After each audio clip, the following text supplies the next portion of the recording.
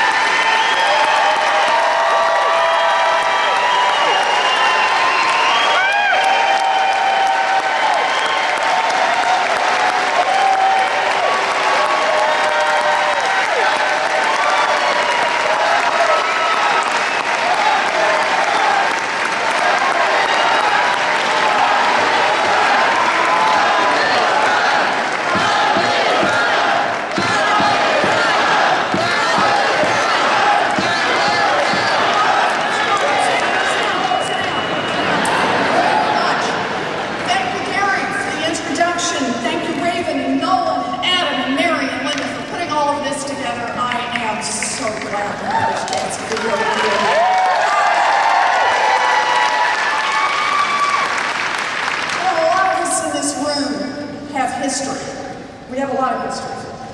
5 years ago, I was fighting hard for a new consumer agency to keep the big banks from cheating families on mortgages and credit cards. And I went to see a lot of experts in Washington. I went to try to talk to people about the idea for this agency. The economy had crashed. Here was one way that we could fix things so this wouldn't happen again. This is one way we could level the playing field a little bit for families. So I went and talked to these experts and a lot of people on our side, and they almost all told me the same two things.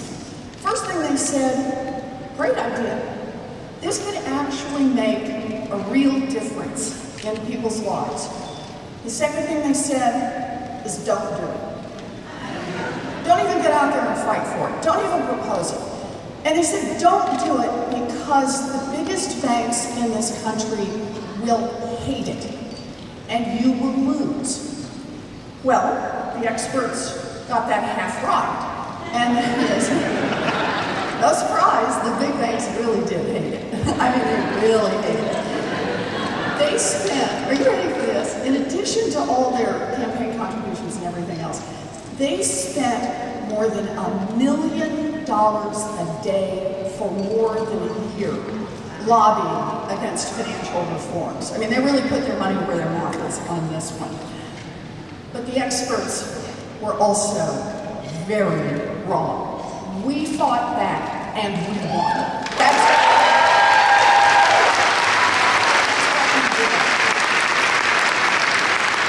we won, and that's what I want to talk about today. We won because you and a zillion other people across this country got in the fight. We won because you got out there, you broke news, you wrote opinion pieces, you organized petitions, you built coalitions, you kept that idea alive. You called out sleazy lobbyists and cowardly politicians.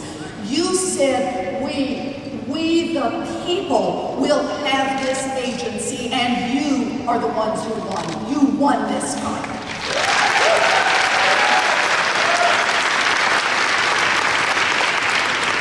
And you know, it matters. These fights really do matter. That little agency is almost 3 years old now, and it has already forced the biggest financial institutions in this country to return more than $4 billion to consumers they cheated. That's making government work for us.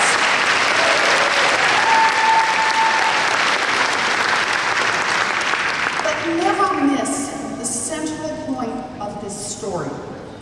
The CFPB is proof of how democracy can work in the 21st century. It is proof that if we push back against the biggest, strongest, most ruthless lobbying effort in the country, that if we push back hard, we can win. We fight, we win.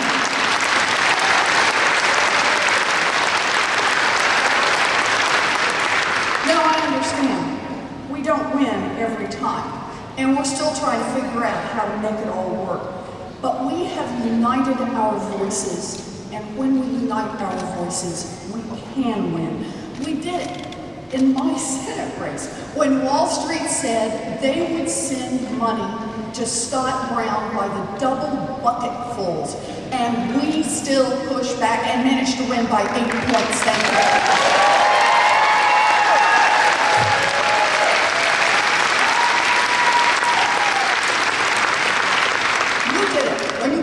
And stopped SOPA. You did this by getting organized and fighting. No, we don't win every time, but we're learning to win. We're learning to win, and we will keep winning. We will fight, and we will win. That's my message today.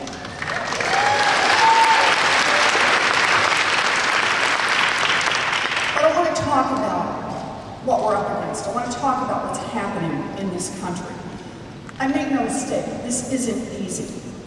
We can't win what we won't fight for, and it will be a hard fight. Today, many powerful companies look for every possible way they can to boost their profits and to boost their CEO bonuses. They try to run more efficient companies. They try to grow faster. They try to beat out the competition.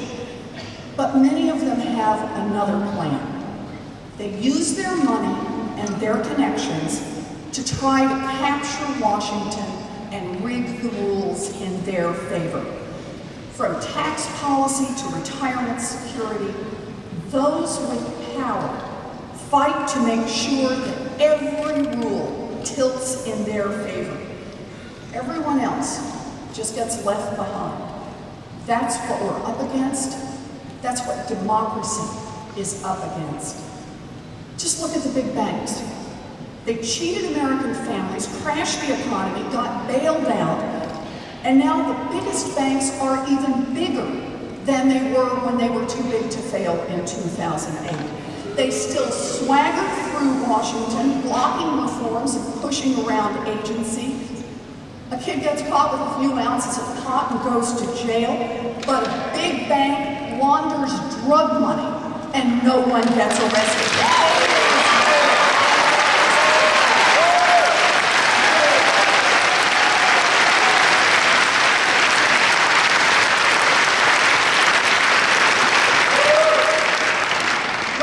Just the big banks. Look at the choices that the federal government makes right now. Our college kids are getting crushed by student loan debt. We need to rebuild our roads and bridges and upgrade our power grids. We need more investment in medical research and scientific research. But instead of building a future, this country is bleeding billions of dollars in tax loopholes and subsidies that go to rich and powerful corporations. Billion-dollar companies take advantage of every benefit they can squeeze out of the American government. And then they put together sleazy deals with foreign countries so that they can renounce their American citizenship and pay no taxes. Billionaires pay taxes at lower rates than their secretaries. How does this happen? It happens because they all have lobbyists. Lobbyists and Republican friends in Congress. Lobbyists and Republicans to protect every loophole and every privilege. The game is rigged and it isn't right. It is not right.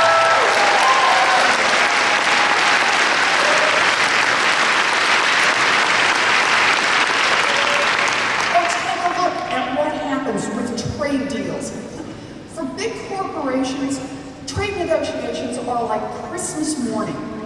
They can get special gifts through trade negotiations that they could never get through Congress. How does that happen? Because trade negotiations are held in secret, so that big corporations can do their work behind closed doors. Giant corporations get insider access to promote their interests, while workers' rights and environmental regulations are just gutted. From what I hear, Wall Street, pharmaceuticals, telecom, big polluters, outsourcers are all smacking their lips at the possibility of rigging the upcoming trade deals. Now, stop and ask yourself, why are trade deals secret? Well, I've actually heard supporters say they have to be secret. Because if people knew what was going on, they would be opposed. It's true. It's actually true from the supporters. Well, my view is, if people would be opposed, then we shouldn't have those trade deals.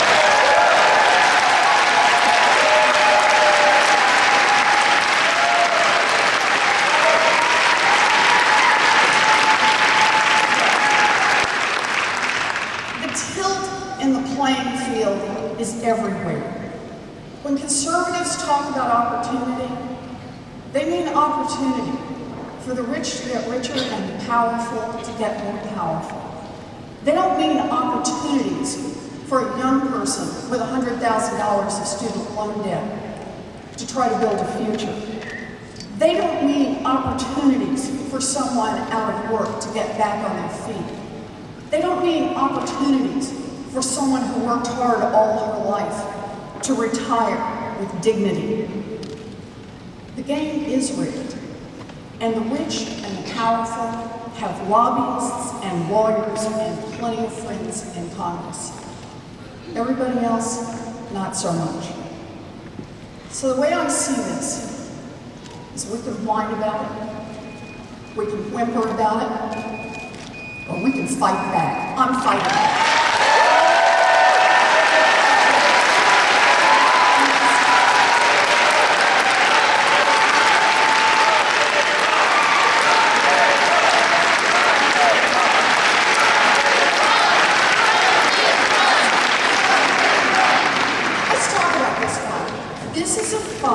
Over economics, a fight over privilege, a fight over power.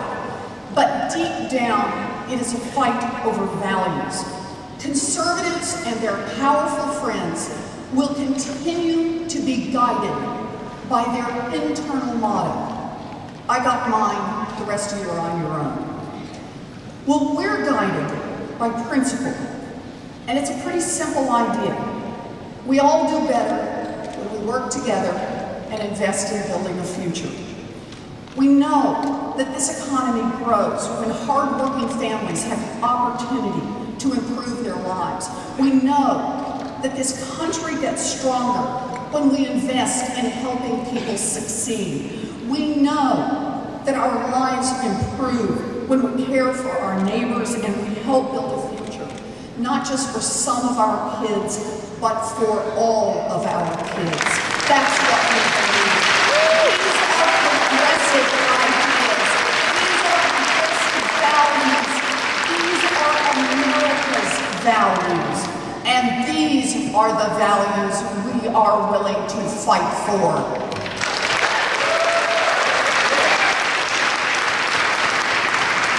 So sometimes we have to get together and we have to talk about what are our values. We have to talk about what does it mean to be a progressive.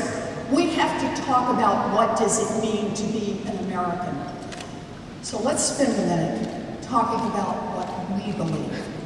We believe that Wall Street needs stronger rules and tougher enforcement, and we're willing to fight for it.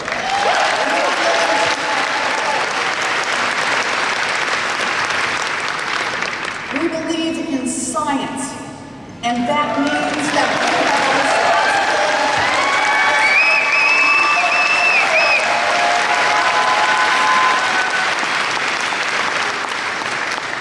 we believe that the internet shouldn't be rigged to benefit big corporations.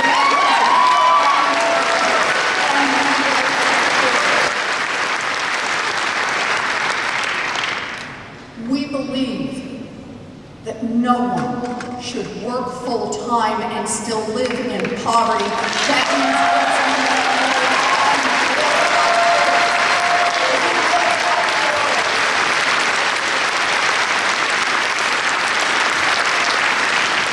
let me add to that. We believe that fast food workers deserve a livable wage, and that means when they get to the farm, we are proud to fight alongside them.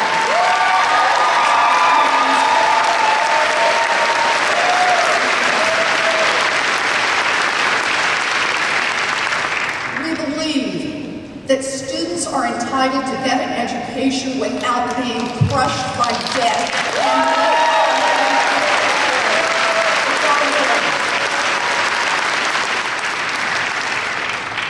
We believe that after a lifetime of work, people are entitled to retire with dignity, and that means protecting Social Security, Medicare, and pensions, and more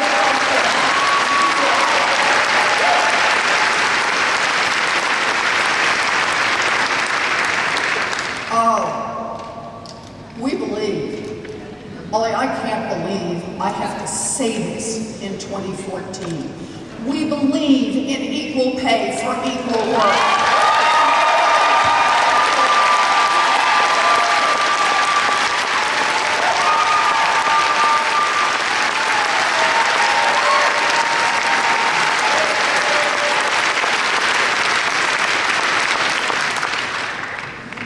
We believe that equal means equal, and that's true in marriage, it's true in the workplace, it's true in all of America.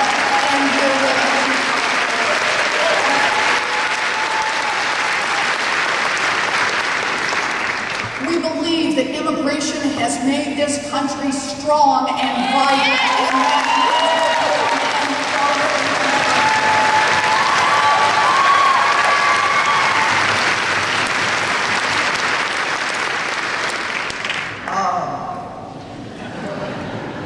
We believe that corporations are not people that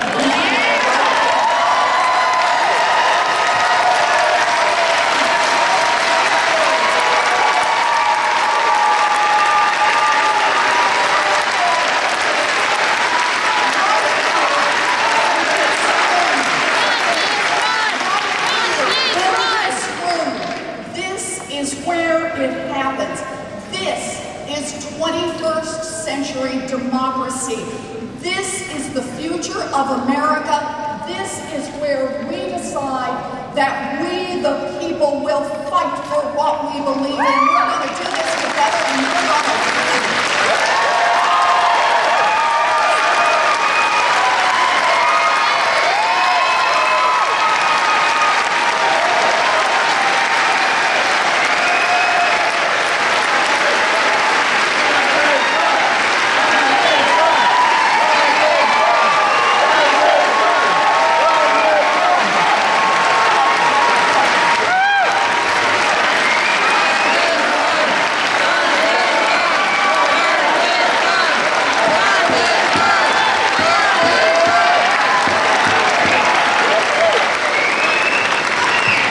Ladies and gentlemen, Mark Repolo.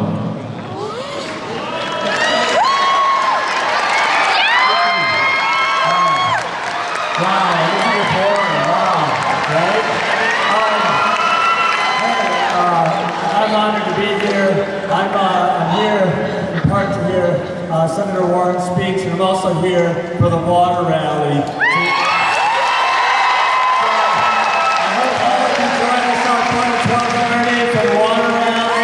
The future of America is Detroit, and it's the choice between our America or the 0.001% America. So be there.